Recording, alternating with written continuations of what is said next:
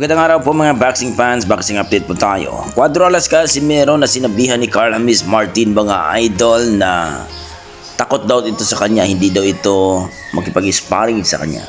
Kung maalala natin mga idol na itong si Carl James Martin ay nagsit daw ito na magka-sparring daw silang si Cuadro Alas Casimero.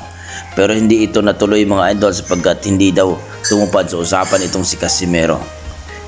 Umayaw daw ito at hindi nakipag-sparring ni Carl James Martin. Ayaw daw ni Casimero na makipag-sparring dito kay Carl James Martin. Kaya itong si Carl James Martin mga idol, sabi nga niya, natakot daw itong si Casimero makipag-sparring daw sa kanya. Well mga idol, ito nga bumelta itong si Cuadro Alas Casimero na kung makipag-sparring daw itong si Carl James Martin ay kawawa lang daw ito.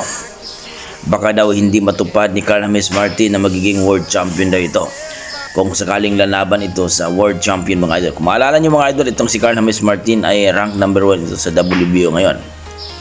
Kung sakali itong si Naoya Inoue ay aangat na ito o aakyat na ito sa super o featherweight division mga idol at maiwan itong WBO mga idol, ay mapalaban na itong si Carl James Martin. Kaya wag daw sayangin ni Carl James Martin mga idol na makipag-sparring kay Casimero, sapagkat alam naman natin mga idol itong si Casimero pagdating talaga sa sparring o actual na laban mga idol halimaw talaga.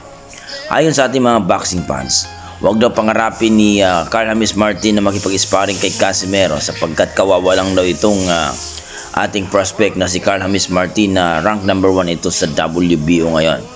Kaya sinasabi ng mga boxing fans mga idol, mag-world champion daw itong si Carl James Martin bago daw mag-angas ni Casimero, sapagkat si Casimero daw mga idol ang layo na daw narating. Umabot na daw ito ng 3 Division World Champion at mula nung naging 3 Division World Champion ito mga idol ay hindi pa daw natalo. Nung last laban niya dito kay Saul Sanchez ay isang round lamang mga idol.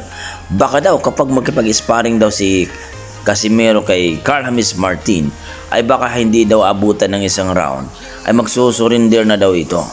Well mga idol, ayon sa ating mga boxing fans na talagang mayroong care kay Carl James Martin, mas maigi pa daw. At sabi nila na wag na daw hamunin si Casimero. Baka daw kung makipag-sparring daw ito, baka daw ma-injury pa ito si Carl James Martin. Sayang daw ang pinaghirapan ng MP na ma-injury lang daw itong si Carl James Martin dito kay Casimero. So, mas maigi daw pagtuunan ni Carl James Martin ang kanyang napapalapit na world champion fight mga idol kay ni Casimero, dahil alam naman natin itong si Casimero pag makipag-sparring ay tudo bigay.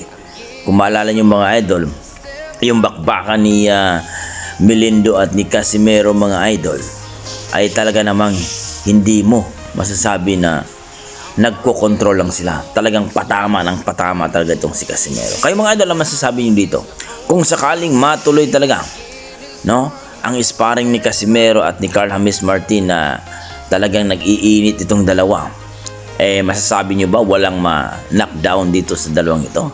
I-komento mo sa baba mga idol para ating pag-usapan. Maraming salamat.